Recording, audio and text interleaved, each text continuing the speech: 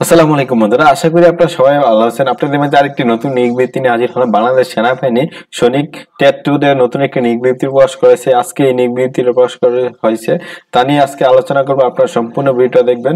এখানে আপনারা বাংলাদেশের সকল জেলা থেকে কিন্তু আপনারা সবাই আবেদন করতে পারবেন বাংলাদেশ সেনাবাহিনী টেট 2 পেশায়। এখানে তো আপনারা দেখতে পাচ্ছেন বাংলাদেশ সেনাবাহিনীর নতুন একটি নিয়োগ বিজ্ঞপ্তি প্রকাশ করা হয়েছে এবং এখানে আপনার পুরুষ ও মহিলা উভয় প্রার্থী কিন্তু আপনারা সবাই আবেদন করতে পারবেন। এবং এখানে আপনাদের শিক্ষাগত যোগ্যতা, শারীরিক যোগ্যতা এবং এখানে আপনাদের কি কি যোগ্যতা লাগে তা নিয়ে বিস্তারিত আলোচনা করব। আপনারা সম্পূর্ণ ভিডিওটা ধৈর্য সহকারে দেখবেন। তার আগে বন্ধুরা, আপনাদের কাছে ছোট্ট একটি রিকোয়েস্ট, আমার এই চ্যানেল যদি আপনারা নতুন হয়ে থাকেন, আমার চ্যানেলটি সাবস্ক্রাইব করে পাশে থাকা বেল আইকনটি অল করে দিবেন। তাহলে আপনার মাঝে এরকম নতুন নতুন নিয়োগ বিজ্ঞপ্তিগুলো সবার আগে পৌঁছে যাবে। আপনারা দেখতে পাচ্ছেন বাংলাদেশ সেনাবাহিনীর নতুন একটি নিয়োগ বিজ্ঞপ্তি প্রকাশ করা হয়েছে। আপনারা এই নিয়োগ বিজ্ঞপ্তিটা আশায় অনেকেই ছিলেন। এই টিয়ার 2 এর নতুন একটি নিয়োগ বিজ্ঞপ্তি প্রকাশ করা হয়েছে। এখানে আপনারা দেখতে পাচ্ছেন বাংলাদেশ সেনাবাহিনীর সৈনিক পদে যোগ দিন। এখানে নিয়োগ বিজ্ঞপ্তি টিয়ার 2 বিশেষ পেশায় নতুন নিয়োগ বিজ্ঞপ্তি প্রকাশ করা হয়েছে। এখানে আপনারা কিন্তু সবাই আবেদন করতে পারবেন। 1 মার্চ 2023 তারিখ হতে 20 মার্চ পর্যন্ত কিন্তু আপনারা সবাই আবেদন করতে পারবেন। এবং এখানে কিভাবে আবেদন করবেন এবং কিভাবে সবকিছু নিয়ে বিস্তারিত আলোচনা করবো। আপনারা সম্পূর্ণ ভিডিওটা দেখবেন।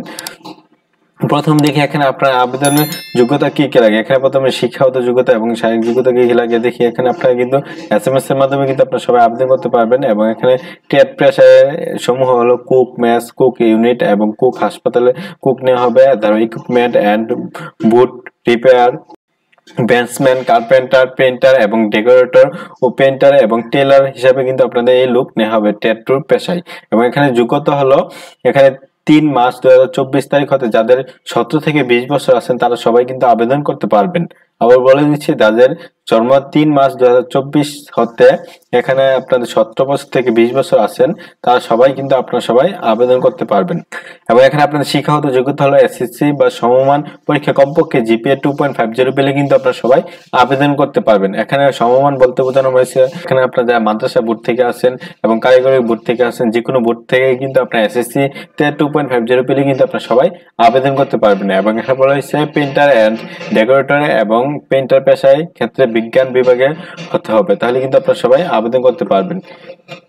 তারপর এখানে পেশায় সংক্রান্ত কি কি দেওয়া আছে আপনারা বিস্তারিত দেখে নেবেন। এবং এখানে শারীরিক যোগ্যতা কি কি লাগবে। এখানে শারীরিক যোগ্যতা বোঝানো হয়েছে এখানে পুরুষদের ক্ষেত্রে পাসপোর্ট 6 ইঞ্চি হতে হবে এবং মহিলাদের ক্ষেত্রে কিন্তু আপনাদের বলা হয়েছে পাসপোর্ট 3 ইঞ্চি হলে কিন্তু আপনারা সবাই আবেদন করতে পারবেন। তারপরে এখানে বলা হয়েছে আপনাদের ওজন, এখানে পুরুষদের ক্ষেত্রে 49 কেজি হতে হবে এবং মহিলাদের ক্ষেত্রে 47 কেজি হলে কিন্তু আপনারা সবাই আবেদন করতে পারবেন। এবং এখানে বুকের মাপ পুরুষদের ক্ষেত্রে 30/32 ইঞ্চি হতে হবে এবং মহিলাদের ক্ষেত্রে 28/30 ইঞ্চি হতে হবে। এবং জাতীয়তা অবশ্যই বাংলাদেশ নাগরিক হতে হবে, স্বাস্থ্য পরীক্ষা যোগ্য হতে হবে এবং বৈবাহিক অবস্থা অবশ্যই অবিবাহিত হতে হবে।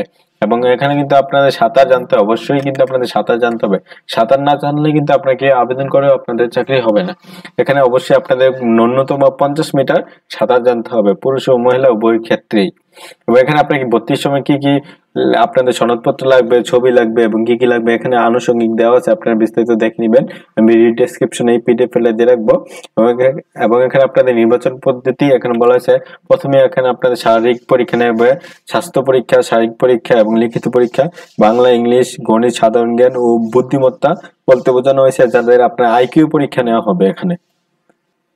এবং এখানে আপনাদের ভাইবা নেওয়া হবে সাক্ষাৎকারের মাধ্যমে এবং আপনাদেরকে নির্বাচন করা হবে।